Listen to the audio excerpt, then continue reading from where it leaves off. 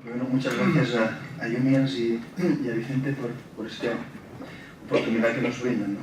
Es verdad que estamos hablando de algo que no es lo que normalmente hablamos, pero sí es verdad que nuestro trabajo diario es algo que necesariamente tenemos que ver, porque nos afecta mucho en las decisiones de inversión.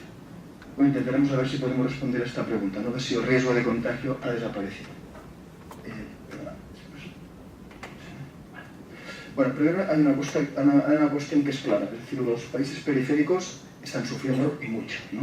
Desde que se inicia el ataque a Grecia, o vamos a ver luego si es apropiado llamarle ataque o no, pero es en noviembre del año pasado, Grecia, la bolsa griega ha caído un 42%, la bolsa alemana ha subido un 30%, con lo cual aquí podemos ver como inversores la enorme diferencia de estar en Grecia o estar en Alemania en estos momentos. Pero está claro que desde que empieza el ataque a Grecia, aunque luego de Portugal, España se ha ido incorporando detrás, todos estos mercados lo han hecho mucho peor. Por ejemplo, el IBEX ha caído un 7%, mientras el DAX ha subido un 30%, con lo cual evidentemente esto tiene un reflejo para el inversor. Ahora bien, Irlanda empezó antes. Irlanda no empezó en noviembre, un poco que fue Grecia, sino el tema irlandés empezó ya en el año 2007. ¿Cuál ha sido la situación en Irlanda? Pues desde junio de 2007 hasta ahora, llevamos 46 meses, la bolsa irlandesa ha caído un 70%, el DAX ha caído un 10%, con lo cual la diferencia entre una y otra es de un 60%. Es decir, esto es una forma de ver los efectos, hay más formas, pero donde sí vamos es que evidentemente tiene reflejo tremendo para los inversores. La cuestión aquí está, hay una parte que es intentar ver si esto es un ataque o realmente responde a una realidad, ¿no? Porque un ataque, al final es muy importante analizar las causas. Si es un ataque especulativo, su duración es corta. Si hay una realidad profunda por debajo, su duración puede ser larguísima. Primera realidad, no hace falta verlo mucho, estos son los PIBs. Sencillamente, no solo España, sino España, Irlanda, Grecia, Portugal, en lo que es a su crecimiento del PIB, están fuera del mundo en estos años. El mundo el año pasado creció un 5%, la previsión, esto es del FMI, para este año y el que viene es que crecen un 4,5%, y ahí podemos ver de los crecimientos de España, Irlanda, Grecia y Portugal, sencillamente fuera del mundo. Un poquito las previsiones son que quizás en el año 2012 sus crecimientos se asemejarían a los de la zona euro, pero que en cualquier caso distarían muchísimo de estar en los crecimientos del mundo. Entonces, ¿hay una realidad clara? Sí, su crecimiento es mucho menor. Luego, entramos ya un poco en España, porque cada país es verdad que tiene problemáticas muy distintas, los que más se asemejan son España e Irlanda. ¿Y por qué? Porque comparten un problema inmobiliario. O sea, vamos a ver, no hay problema inmobiliario en Grecia, no hay problema inmobiliario en Portugal, son casuísticas muy distintas, pero España y Irlanda sí. Esto es un análisis, aquí podemos ver, del año donde el máximo de la burbuja inmobiliaria, año 2006, y un análisis de sencillamente una serie de países, y analizar el precio de las casas contra los ingresos familiares, o un dato que nosotros creemos que es mucho más relevante, que es el precio de las casas con la rentabilidad de alquiler que dan los inmuebles, que al final tiene que guardar una relación, el precio de un inmueble con la rentabilidad de alquiler. ¿Qué sucede? Bueno, esto sería, alrededor de 100 sería una correcta valoración. Vemos dos países muy desmarchados, tremendamente, que serían España e Irlanda. O sea, el problema inmobiliario de España e Irlanda no es el mismo que el problema inmobiliario que también ha tenido Inglaterra o Estados Unidos, es más grave. Y también es verdad que hay zonas en el mundo que no han tenido ningún problema. Por ejemplo, podemos verlo aquí, Japón y Alemania. En Japón, o sea, los inmuebles han estado cayendo muchos años, en Alemania hará como 15 años que los inmuebles no suben. Entonces, solo de partida, nosotros partimos de un problema inmobiliario mucho más grave que el resto. Y lo que es peor, el problema inmobiliario que pueda tener Estados Unidos e Inglaterra, ellos tienen su divisa, que les puede ayudar en la resolución del problema. Dado que España e Irlanda, su problema inmobiliario es muy singular dentro de la zona euro, resulta que tienes un problema muy grave, pero además no tienes el argumento de una divisa que te puede ayudar a solucionarlo. También ha sido muy distinta la reacción. Estos son los 4 índices principales inmobiliarios de 4 países que han tenido problemas inmobiliarios, Estados Unidos, Inglaterra, Irlanda, España, y podemos ver que no solo nuestro problema es mayor, sino que además nuestra velocidad de resolución es mucho menor. Por ejemplo, Inglaterra, cuando han caído los inmuebles, han caído alrededor de un 14% al año, anual. Estados Unidos un 12% al año. Pero si vemos esto aquí, fijemos qué está pasando con estos precios de los inmuebles. Esto es Inglaterra. Después de esta caída fuerte, los inmuebles llevan muchos meses estabilizados. En Estados Unidos pasa lo mismo, fuerte caída de inmuebles y muchos meses estabilizados.